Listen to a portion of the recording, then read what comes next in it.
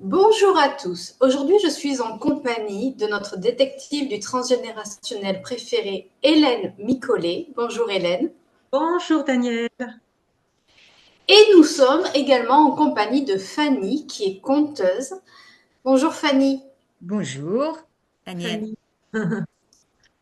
Bonjour, Hélène. Bonjour, bonjour. Aujourd'hui, dans cet échange, on va parler de transgénérationnel, de contes, de l'archétype. Et pour un petit peu plus facilement comprendre cette démarche, on va commencer par le conte avec toi, Fanny. Le conte qui s'appelle Les cils du loup, qui est un conte traditionnel japonais.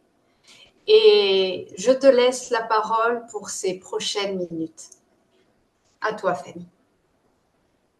Nous t'écoutons avec attention et bonheur. Il était une fois, il y a très longtemps, dans un village, un,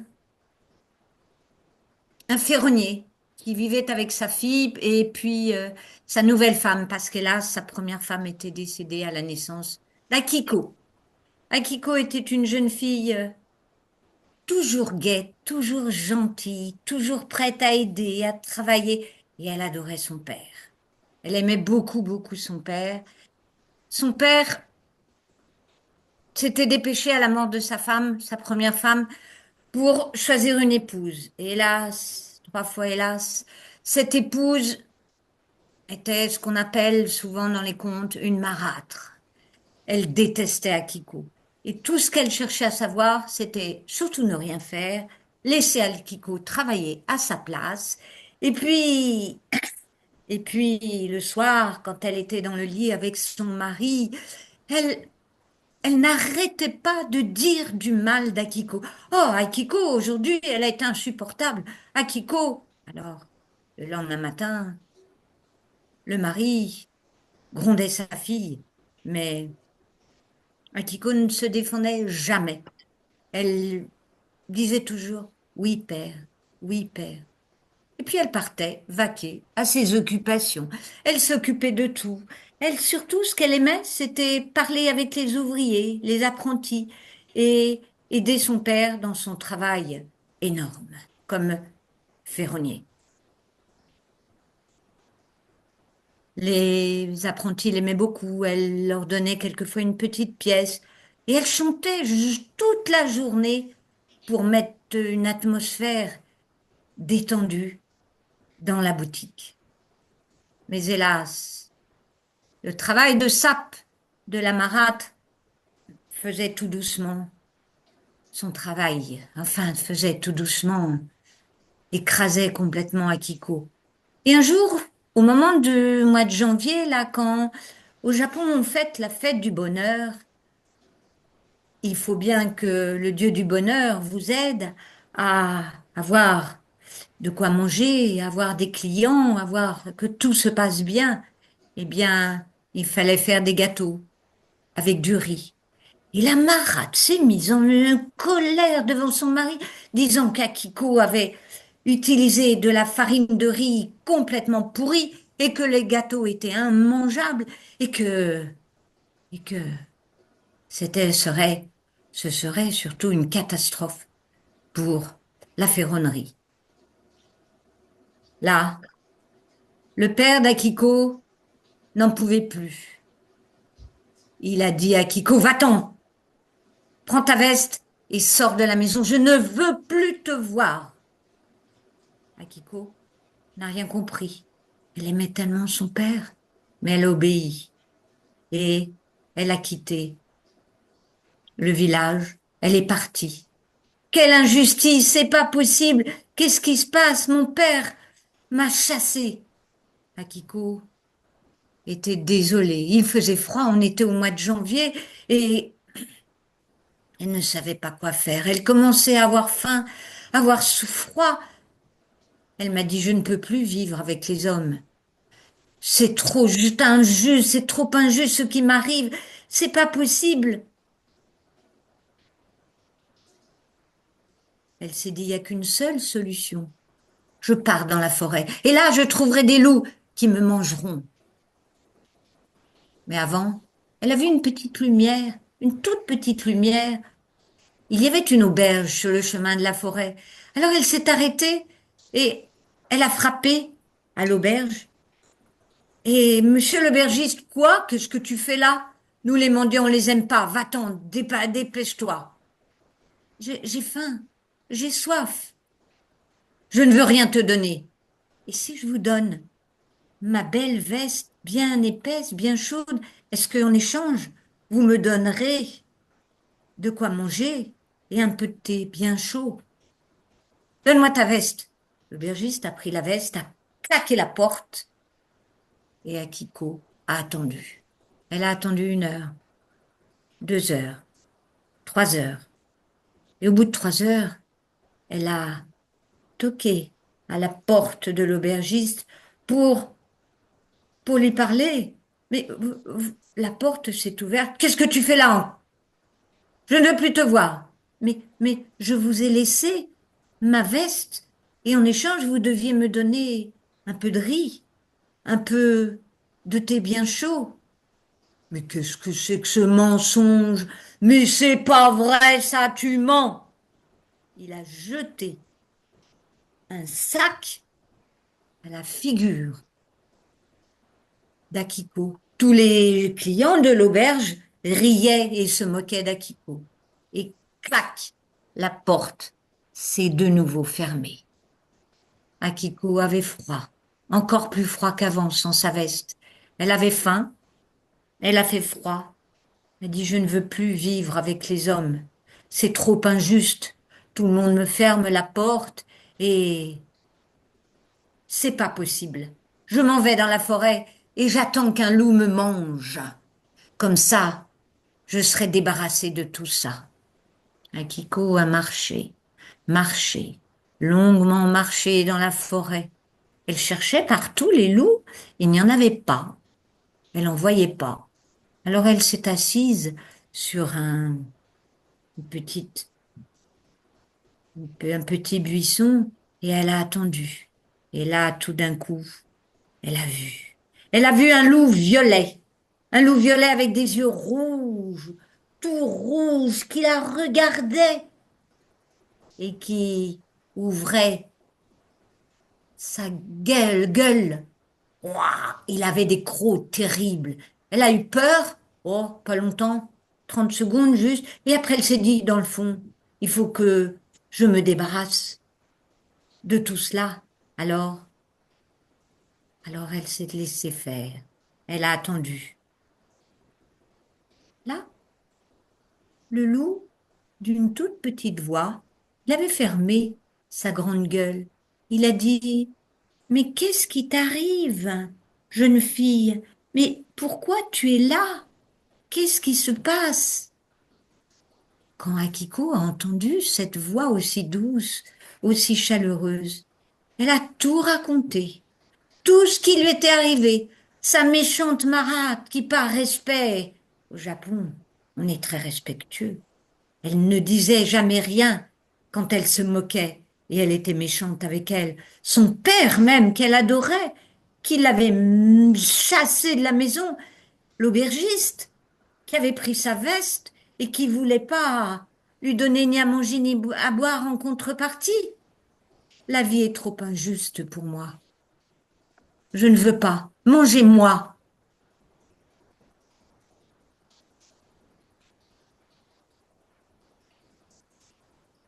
Le loup a regardé, a fermé sa grande gueule et lui a dit, Akiko, c'est toi qui dois changer. Les autres, tu ne les changeras pas.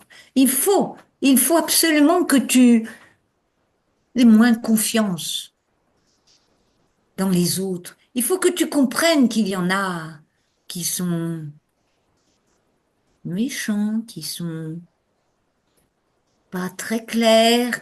Alors, moi, je vais t'aider, moi.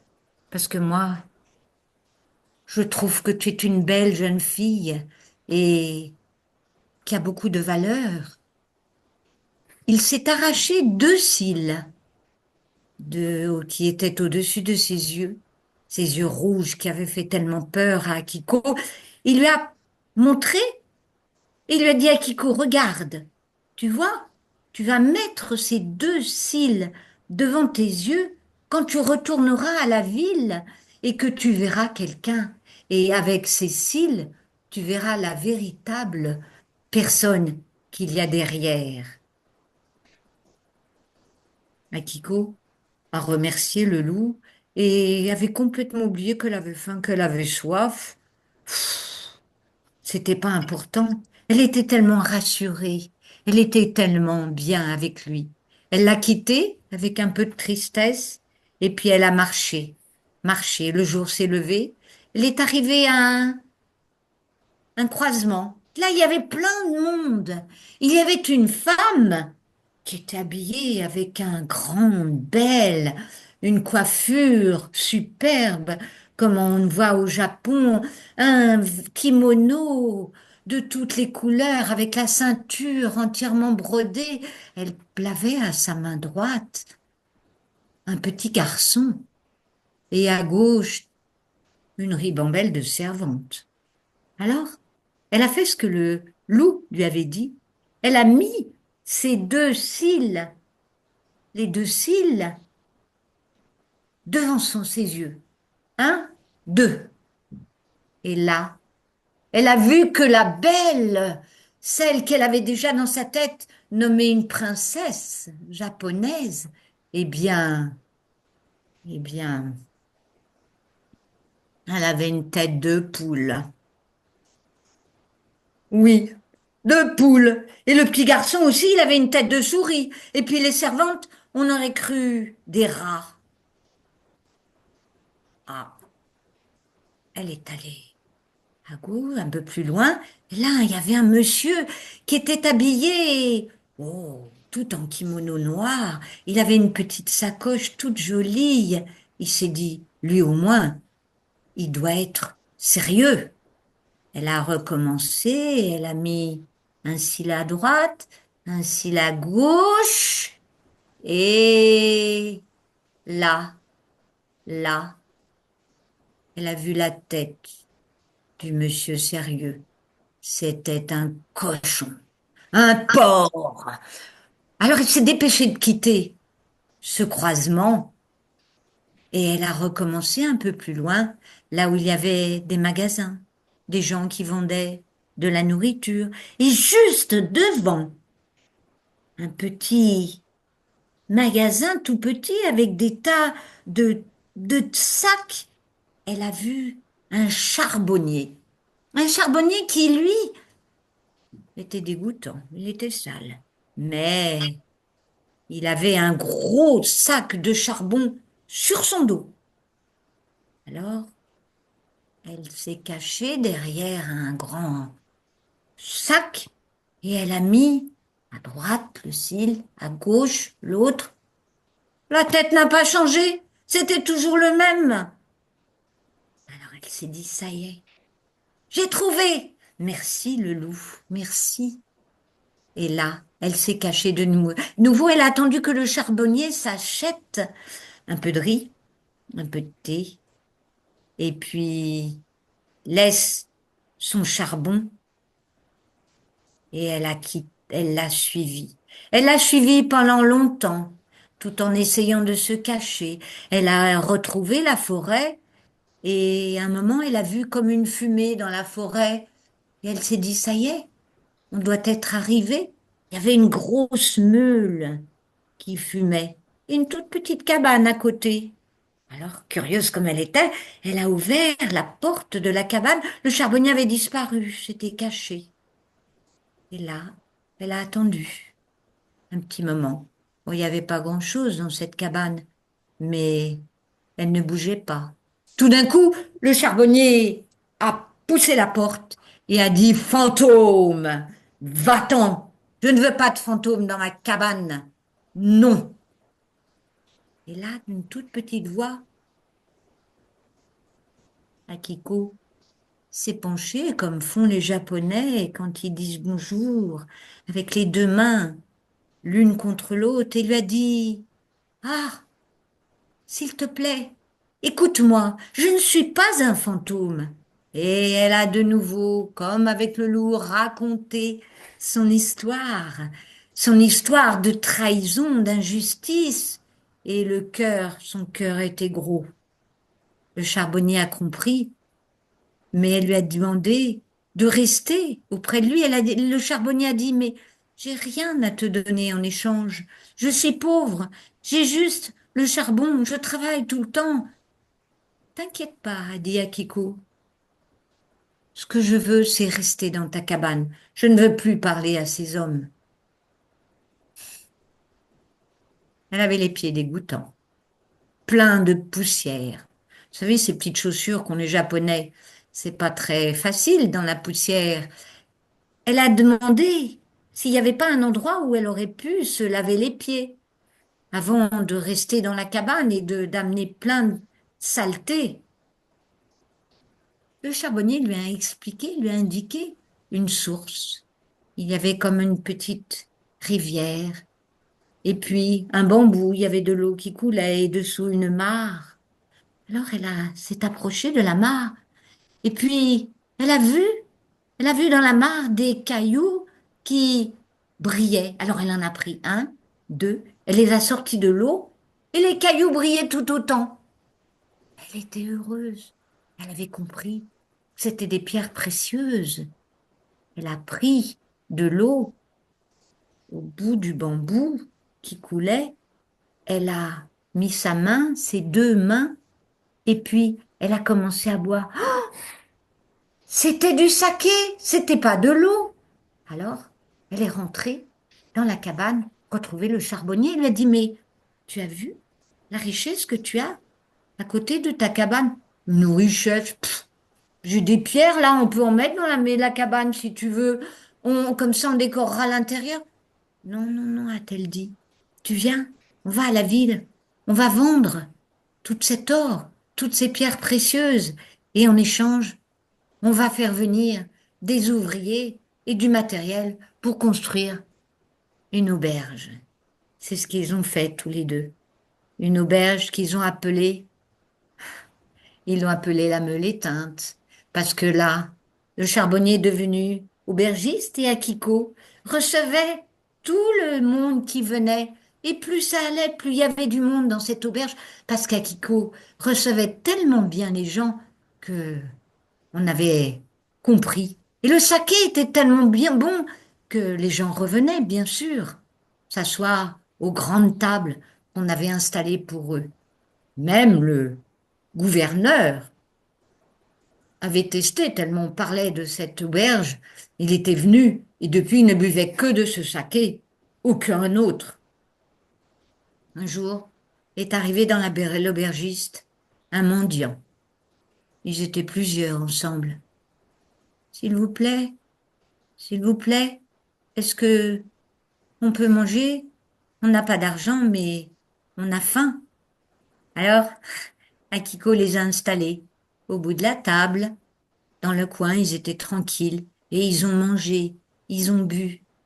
Et quand il y en a l'un, des deux, des trois ou quatre, je ne sais plus combien il y en avait, peu importe, et son visage, la poussière s'est enlevée. Il s'essuyait avec sa serviette, il se lavait comme se lavent les Japonais tout le temps.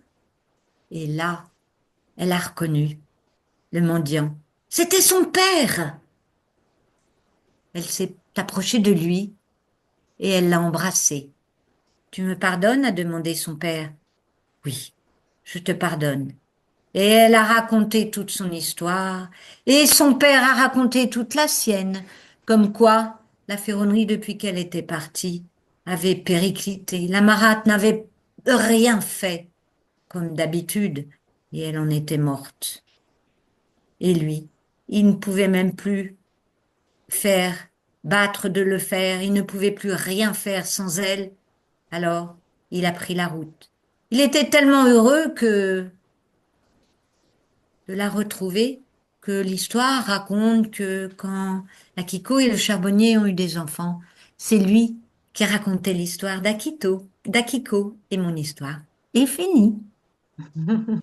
Moi, j'ai toujours l'habitude quand je raconte dans les maisons de retraite, à la fin, je dis toujours aux résidents qui sont toujours un peu tristes quand ça se termine. Comment c'est déjà fini? Et qui sont tristes de se retrouver tout seuls dans leur chambre. J'aurais dit, écoutez, je vais vous faire une petite musique qui vous restera dans la tête. Et cette musique, vous la retrouverez et vous serez content. Elle sera dans votre tête quand vous y serez.